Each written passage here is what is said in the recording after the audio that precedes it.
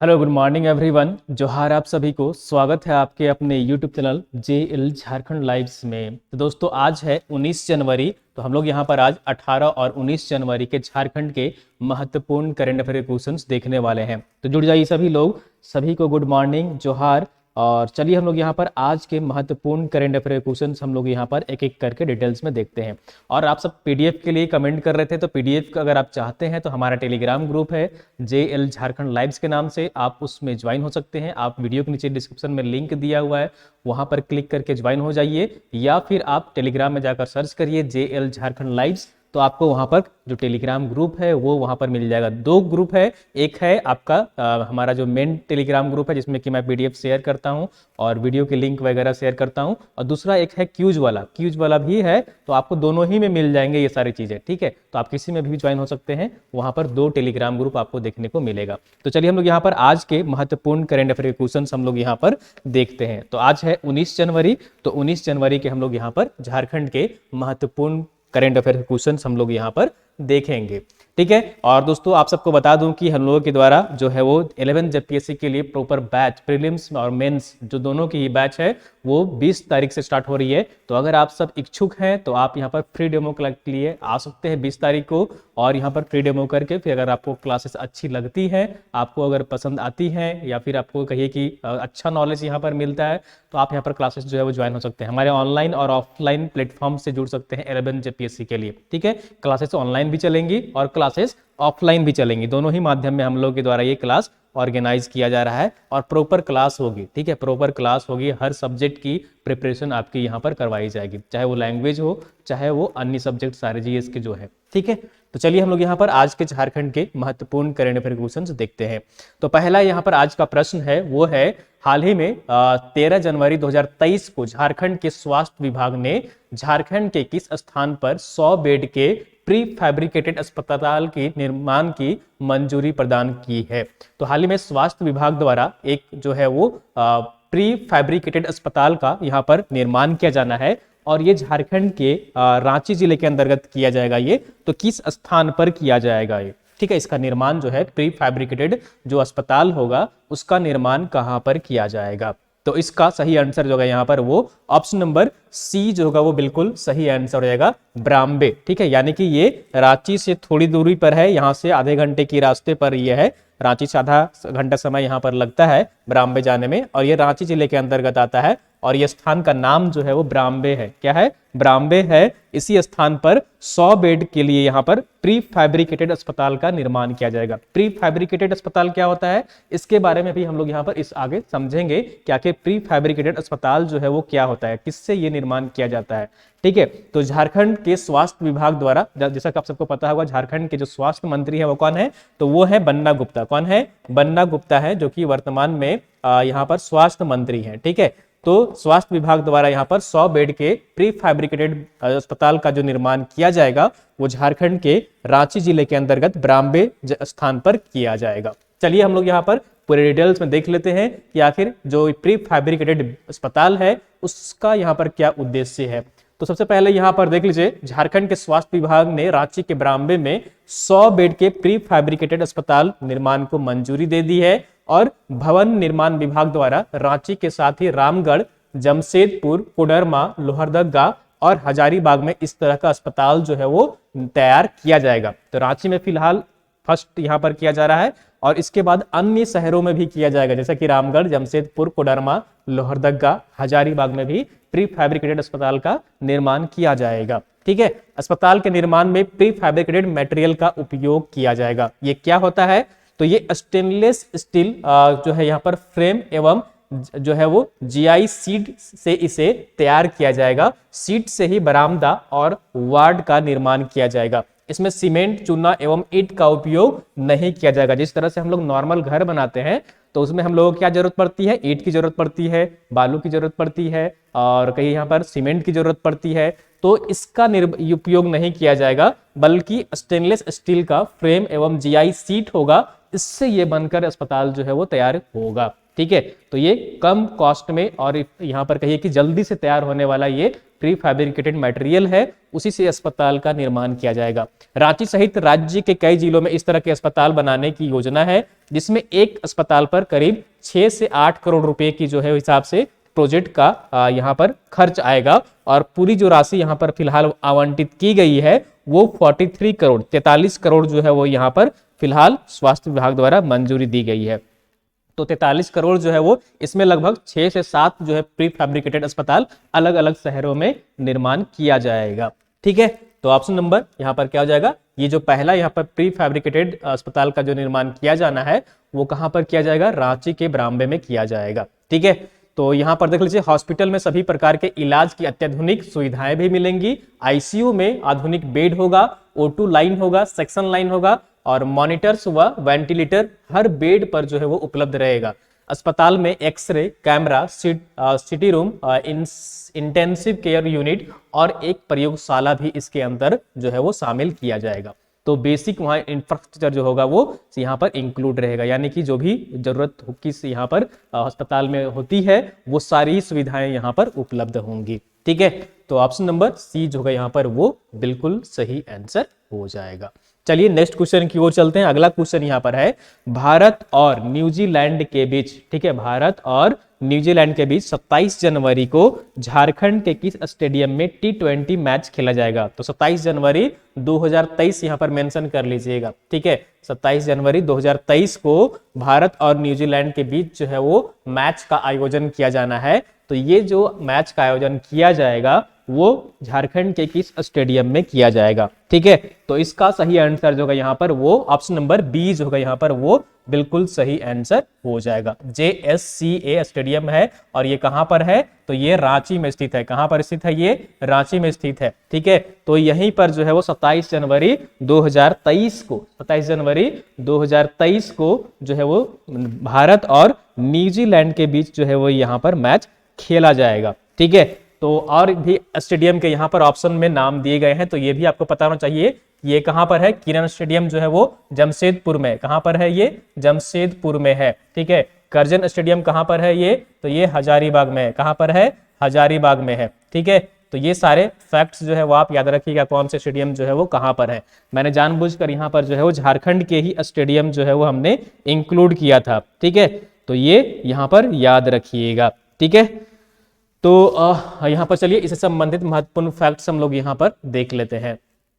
तो भारत और न्यूजीलैंड के बीच यहाँ पर 27 जनवरी 2023 को JSCA स्टेडियम में T20 मैच का आयोजन किया जाएगा और भारत और न्यूजीलैंड के बीच यह 14 माह के बाद रांची में यहाँ पर जो है वो कोई भी मैच का आयोजन किया जा रहा है। लास्ट जो मैच हुई थी वो 2020 में यहाँ पर जो है वो हुआ था। ठीक है, ये जो पिक्चर है यहाँ पर गलत आ गया है, ये जो है ना आपका प्री फैब्रिकेटेड जो सीट है उससे अस्पताल निर्माण किया जाएगा। देखिए इस तरह से जो है सीट होंगे, सीट लगाया जाएगा और इसका जो है वो कंस्ट्रक्शन किया जाएगा, अस्पताल का निर्माण किया जाएगा। ठीक है, पिछला जो क्वेश्चन था उसका इमेज यहाँ पर आ गया है गलती से। ठीक है, तो ये प्री फैब्रिकेटेड जो यहाँ पर हॉस्पिटल है उसका यहाँ पर ये पिक्चर है।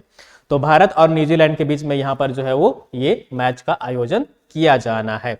ठीक है, तो ये आप यहाँ पर ध्यान में रखिएगा। JSCA स्टेडियम की स्थापना कब हुई थी, आप सब कमेंट करके बताएं। ठीक है, JSCA स्टेडियम की जो स्थापना हुई थी वो कब हुई थी बताइए, आप सब कमेंट करके बताइए। ठीक है, क्योंकि आपको याद होना चाहिए कि इसकी स्थापना कब हुई थी। ठीक है, तो इसका जो यहाँ पर होगा वो क्या हो जाएगा, वर्ष 2011 में इसकी स्थापना हुई थी। याद रखिएगा इसकी स्थापना कब हुई थी, वर्ष 2011 में इसकी स्थापना हुई थी। ठीक है, JSCA स्टेडियम के कहां पर स्थित है, ये रांची में स्थित है, झारखंड की राजधानी रांची में स्थित है। चलिए नेक्स्ट क्वेश्चन की ओर चलते हैं। अगला क्वेश्चन यहाँ पर है वो है 3rd number question, Varanasi Ranchi Kolkata expressway जिसका नाम ग्रीनफील्ड एक्सप्रेसवे है उसकी कुल लंबाई झारखंड में कितनी होगी। तो एक एक्सप्रेसवे का निर्माण किया जा रहा है और ये कहां से कहां तक होगा, वाराणसी से होते हुए ये जो है वो वाराणसी से लेकर कोलकाता के बीच में एक एक्सप्रेसवे का ग्रीनफील्ड एक्सप्रेसवे का ये निर्माण किया जा रहा है। तो झारखंड में इसकी लंबाई जो है वो कुल कितनी होगी, ये आपसे यहाँ पर जो है क्वेश्चन पूछा जा रहा है।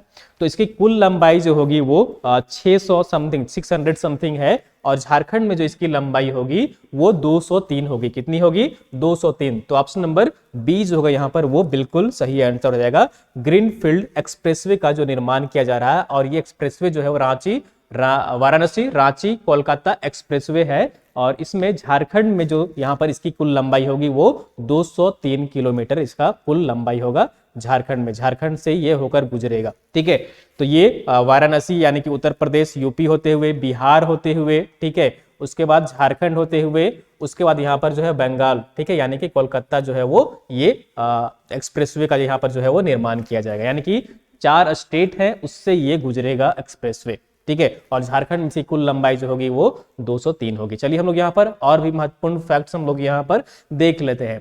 तो वाराणसी रांची कोलकाता 6 लेन एक्सप्रेसवे, ठीक है, ये 6 लेन एक्सप्रेसवे है, और इसका जो यहाँ पर देख लीजिए जिसका नाम है ग्रीनफील्ड एक्सप्रेसवे, इसकी कुल लंबाई 610 किलोमीटर है। जैसा कि मैंने बताया कि 600 समथिंग है इसका कुल लंबाई, तो इसका कुल लंबाई जो है वो कितना है? 610 किलोमीटर है, 610 किलोमीटर, जिसमें झारखंड में इसकी कुल लंबाई जो है वो कितनी है? 203 किलोमीटर है। ठीक है, कोलकाता वाराणसी एक्सप्रेसवे उत्तर प्रदेश के चंदौली से होते हुए बिहार, झारखंड और पश्चिम बंगाल के बीच यह सड़क का जो है निर्माण किया जाएगा। ठीक है, तो ये 4 राज्यों को ये जोड़ते हुए एक्सप्रेसवे जो है यहाँ पर निर्माण किया जा रहा है। यह एक्सप्रेसवे झारखंड में धनबाद, झारखंड में कहां से होकर गुजरेगा ये भी आप यहां पर देख लीजिए।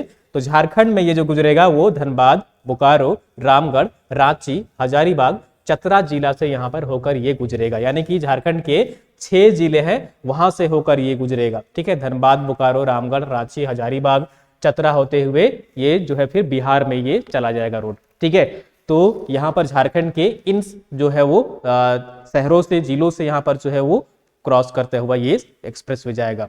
झारखंड में निर्माण पर करीब जो है वो 10,000 करोड़ रुपए की अनुमानित राशि है। झारखंड में जो 203 किलोमीटर का निर्माण किया जाएगा उसमें लगभग 10,000 करोड़ का यहाँ पर जो है वो खर्च आएगा, लागत आएगा। ठीक है, तो यहाँ पर ऑप्शन नंबर क्या हो जाएगा? झारखंड में से कुल लंबाई कितनी होगी ग्रीनफील्ड एक्सप्रेसवे की? तो 203 किलोमीटर होगी। ठीक है, चलिए नेक्स्ट क्वेश्चन की ओर चलते हैं, और अगला जो यहाँ पर क्वेश्चन है 4th नंबर, वो है कि हाल ही में एक पुस्तक जो है वो काफी चर्चा में रहा है, और उसी से संबंधित हम लोग यहाँ पर उससे क्वेश्चन रिलेटेड यहाँ पर देखने वाले हैं। तो बुक कौन सी है वो देख लीजिए यहाँ पर, coaching beyond my days with the Indian cricket team. पुस्तक के लेखक कौन है? ठीक है, तो who is the author of the book coaching beyond my days with the Indian cricket team? ठीक है, तो इसका सही आंसर जो है यहाँ पर वो ऑप्शन नंबर सी हो जाएगा। ठीक है, तो काफी ये बुक अभी चर्चा में है, और चर्चा में क्यों है? क्योंकि ये बुक जो जुड़ा हुआ है ये बुक वो डायरेक्टली महेंद्र सिंह धोनी से जुड़ा हुआ है। किनसे जुड़ा हुआ है? महेंद्र सिंह धोनी से जुड़ा हुआ है। और coaching beyond my days with the Indian cricket team पुस्तक के जो लेखक हैं वो कौन है? श्री रामकृष्णन श्रीधर हैं। कौन है? श्री रामकृष्णन श्रीधर हैं। इन्होंने पुस्तक में जो है वो मेंशन किया है महेंद्र सिंह धोनी के संन्यास के बारे में, जो काफी यहाँ पर अभी चर्चा में था, ट्विटर में ट्रेंड भी कर रहा था ये पुस्तक और ये मामला। तो हम लोगों ने यहाँ पर सोचा, मैंने सोचा यहाँ पर कि इससे संबंधित क्वेश्चन जो है वो जरूर होनी चाहिए। तो यहाँ पर ये बुक जो रिलेटेड है वो किससे रिलेटेड है? महेंद्र सिंह धोनी से रिलेटेड है। उन्होंने जो है इस बुक में मेंशन किया है कि महेंद्र सिंह धोनी जो अचानक से यहाँ पर क्रिकेट से संन्यास लिए थे, तो क्या उनका वे अचानक से फैसला था या फिर जो है वो उनका पहले से वेल प्लान्ड जो है वो उनका ये फैसला था? यानी कि पहले से उन्होंने सोच लिया था कि नहीं मुझे इसके बाद रिजाइन देना है। ठीक है, यानी कि वो उनका यहाँ पर संन्यास देना है। तो ये इस बुक में उन्होंने जो है वो खुलासा किया है कि नहीं, महेंद्र सिंह धोनी जो थे वो पहले से प्लान कर चुके थे, और जो वहां के खिलाड़ी थे, कुछ 1-2 खिलाड़ी, उनको पता था। तो हाल के दिनों में यह पुस्तक काफी चर्चा में है। Coaching beyond my days with the Indian cricket team पुस्तक के लेखक रामकृष्णन श्रीधर हैं, जो पूर्व भारतीय प्रथम श्रेणी क्रिकेटर और भारतीय राष्ट्रीय क्रिकेट टीम के पूर्व क्षेत्र रक्षण कोच रहे। फील्डिंग के लिए ये कोच रहे थे भारतीय टीम में, और उन्होंने ही ये किताब लिखी है। उनके द्वारा लिखी गई इस पुस्तक में भारत के पूर्व कप्तान जो झारखंड के महेंद्र सिंह धोनी है, संन्यास के बारे में जिक्र किया गया है। और महेंद्र सिंह धोनी ने 15 अगस्त 2020 को संन्यास जब उन्होंने दिया था तो सभी को चौंकाया था। उनका यह फैसला था कि अचानक लिया हुआ नहीं था, और उनका यह संन्यास लेने का मन पहले से ही हो गया था। इस बुक में खुलासा किया गया है। इस बुक में लिखी गई है कि धोनी ने संन्यास को लेकर पहले ही संकेत दे दिए थे। ठीक है, और उनसे बातचीत जब हुआ था तो वो साथी उनके खिलाड़ी हैं ऋषभ पंत, जैसा कि आप सबको पता होगा क्रिकेटर है, तो उनको ये बातें यहाँ पर जो है वो जानकारी थी। ठीक है, तो उन्होंने वर्ष 2019 में वर्ल्ड कप में न्यूजीलैंड के खिलाफ आखिरी मैच खेला था और ऋषभ पंत के अलावे श्रीधर को भी ये जो है जानकारी थी कि वो संन्यास लेने वाले हैं इस मैच में। तो ये पुस्तक है, देखिए यहाँ पर एस श्रीधर यहाँ पर है, और ये पुस्तक है coaching beyond my days in with the cricket Indian cricket team. ठीक है, ये पुस्तक है पिक्चर में जैसा कि आप यहाँ पर देख पा रहे हैं। इसी पुस्तक में महेंद्र सिंह धोनी के रिजग्नेशन के बारे में यहाँ पर जो है वो मेंशन किया गया है। ठीक है, चलिए अब यहाँ पर महेंद्र सिंह धोनी आए हैं तो इनके बारे में आपको कुछ कुछ यहाँ पर जो अक्सर एग्जाम में प्रश्न बनते हैं वो अवार्ड से बनते हैं। ठीक है, तो अवार्ड से संबंधित हम लोग यहाँ पर देख लेते हैं कि महेंद्र सिंह धोनी को कौन कौन से जो है वो अवार्ड दिए गए हैं। ठीक है, अक्सर एग्जाम में आपसे पूछा जाता है। तो महेंद्र सिंह धोनी को कौन कौन सा अवार्ड मिला है, तो वर्ष 2007 में, ठीक है, याद रखिएगा, ईयर भी याद रखिएगा और अवार्ड भी याद रखिएगा, दोनों ही यहाँ पर हो सकता है कि एग्जाम में होता है कि कभी ईयर पूछ दे, कभी अवार्ड भी पूछ दे। ठीक है, साथ में भी पूछ दे, तो कुछ भी हो सकता है, इसलिए आपको दोनों ही चीजें याद रखनी है। तो साल 2007 में इंडिया गवर्नमेंट ने राजीव गांधी खेल रत्न अवार्ड जो है वो इनको दिया गया था। ठीक है, किस साल दिया गया था, वर्ष 2007 में इनको दिया गया था। वहीं धोनी को साल 2009 में पद्मश्री अवार्ड दिया गया था और साल 2018 में पद्म भूषण से भी इनको जो है वो नवाजा गया है। और साल यहाँ पर देख लीजिए, साल 2011 में धोनी को डी मोंटफोर्ट विश्वविद्यालय, ठीक है, डी मोंटफोर्ट यूनिवर्सिटी द्वारा मानद डॉक्टरेट की उपाधि भी इनको दी गई थी, डिग्री दी गई थी। ठीक है, कहां से दी गई थी, डी मोंटफोर्ट विश्वविद्यालय है, यानी कि डी मोंटफोर्ट यूनिवर्सिटी है, वहां से मानद डॉक्टरेट की इनको डिग्री दी गई थी। ठीक है, इसके अलावा धोनी ने 2 बार ICC ODI player of the year रहे हैं और मैन ऑफ द मैच और man of the series award भी ये कई जीत चुके हैं। ठीक है, तो ये सारी उपलब्धि है महेंद्र सिंह धोनी के, आप सबको ये पता होना चाहिए अवार्ड से, खास करके जो अक्सर एग्जाम में जो है प्रश्न बनते हैं। ठीक है, चलिए नेक्स्ट क्वेश्चन की ओर चलते हैं। अगला जो यहाँ पर क्वेश्चन है 5th नंबर क्वेश्चन, वो है कि भारत मौसम विज्ञान विभाग के 148वां स्थापना दिवस मनाया गया है और इस अवसर पर राज्य के अलग अलग जो मौसम केंद्र होते हैं उनको पुरस्कृत किया जाता है बेहतर काम करने के लिए। तो जो यहाँ पर सर्वश्रेष्ठ केंद्र है उसका जो खिताब है किस केंद्र को दिया गया है। ठीक है, तो यहाँ पर देख लीजिए, मौसम विभाग के द्वारा, भारत मौसम विज्ञान विभाग के द्वारा सर्वश्रेष्ठ केंद्र का जो खिताब है वो किस केंद्र को प्रदान किया गया है। तो इसका सही आंसर जो होगा यहाँ पर वो ऑप्शन नंबर बी जो होगा वो बिल्कुल सही आंसर हो जाएगा, ये है रांची। ठीक है, रांची का जो मौसम विज्ञान केंद्र है उसे सर्वश्रेष्ठ पुरस्कार यहाँ पर प्रदान किया गया है भारत सरकार के द्वारा, यानी कि भारत मौसम विज्ञान विभाग के द्वारा। ठीक है, तो ऑप्शन नंबर बी जो होगा वो बिल्कुल सही आंसर हो जाएगा, यानी कि यहाँ पर जो केंद्र है रांची में मौसम के अनुमान लगाती है उसे सर्वश्रेष्ठ केंद्र घोषित किया गया है। चलिए क्या खास बातें हैं इससे संबंधित, इससे जुड़ी हुई, चलिए वो हम लोग यहाँ पर देख लेते हैं। तो भारत मौसम विज्ञान विभाग के 148वें स्थापना दिवस पर मौसम केंद्र रांची को देश का सर्वश्रेष्ठ केंद्र का खिताब मिला है और नई दिल्ली में मौसम विभाग के स्थापना दिवस पर यह पुरस्कार रांची केंद्र को प्रदान किया गया है। ठीक है, रांची मौसम केंद्र को यह पुरस्कार सटीक पूर्वानुमान समेत कई कार्यों के लिए दिया गया है। जो रांची केंद्र था उसने बेहतर सटीक यानी बेहतर अनुमान लगाया था, जो भी अनुमान लगाया था वो काफी सटीक था, यानी कि अगर अनुमान लगाई है कि अगले 2 दिन बारिश होगी रांची का केंद्र, तो बारिश हुई है, इनका अनुमान जो है वो काफी हद तक सच निकला है। तो इसलिए सर्वश्रेष्ठ केंद्र का खिताब जो है यानी कि अवार्ड जो है वो रांची केंद्र को प्रदान किया गया है। मौसम केंद्र रांची ने गत वर्ष से अब तक तत्कालिक मौसम पूर्वानुमान की अद्यतन जानकारी उपलब्ध कराई है। ठीक है, साथ ही मौसम संबंधी चेतावनी एवं आने वाले 2 सप्ताह का पूर्वानुमान उल्लेखनीय रहे हैं। ठीक है, मौसम से संबंधित चेतावनी जो रांची केंद्र प्रसारित किए थे वो काफी उल्लेखनीय रहा है और साथ ही साथ जो है 2 सप्ताह पहले भी पूर्वानुमान जो इनका रहा है वो काफी सटीक निकला है, यानी सटीक हुआ है, वो सच साबित हुआ है। तो ये इसलिए यहाँ पर सबसे सर्वश्रेष्ठ जो केंद्र है, मौसम विज्ञान केंद्र है, उसका अवार्ड जो है वो रांची केंद्र को दिया गया है। कृषि क्षेत्र मौसम के प्रभाव से जुड़े पूर्वानुमान और सलाह दी उपलब्ध कराए जा रहे हैं और इसे और सटीक बनाने के लिए झारखंड अंतरिक्ष अनुप्रयोग केंद्र के साथ भी समन्वय किया जा रहा है। और मौसम विभाग का जो प्रारंभिक ज्ञान प्राप्त करने के लिए स्कूल और कॉलेज के छात्रों को यहाँ पर आमंत्रित किया जाता है, ताकि वहां पर जो है वो आकर बच्चे जान सके, समझ सके कि किस तरह से यहाँ पर जो है पूर्वानुमान मौसम का लगाया जाता है, यानी बच्चों को सीखने के लिए। ठीक है, तो इस तरह के बेहतरीन कार्य किए हैं इस रांची का जो मौसम विज्ञान केंद्र है, इसलिए देश का इसे सर्वश्रेष्ठ केंद्र जो है अवार्ड पुरस्कार दिया गया है।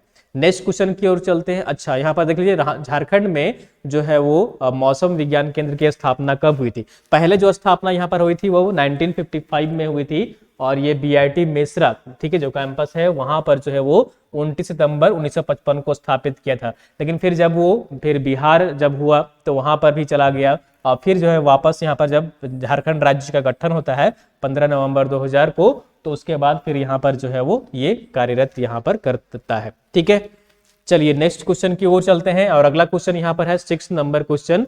तो ये पिक्चर में देख लीजिए, यहाँ पर ये अवार्ड दिया गया है यहाँ पर। ठीक है, ये पिक्चर में जैसा कि आप देख पा रहे हैं। ठीक है, दिख रही है पिक्चर।